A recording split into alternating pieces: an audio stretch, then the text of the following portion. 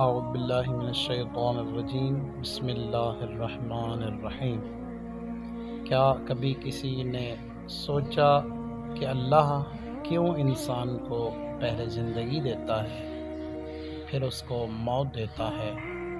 وہ چاہتا تو اس کو ہمیشہ کی زندگی دے سکتا تھا، آخر موت دینے کی کیا وجہ پڑی؟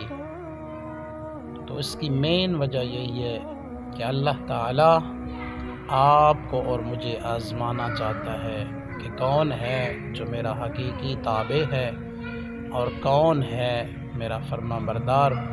اور یہی فلسفہ ہے موت و حیات کا۔ تیرا اور میرا اس دنیا میں آنے کا مقصد بھی یہی ہے کہ کون ہے اللہ کا مطیع اور کون ہے اللہ کا نافرمان۔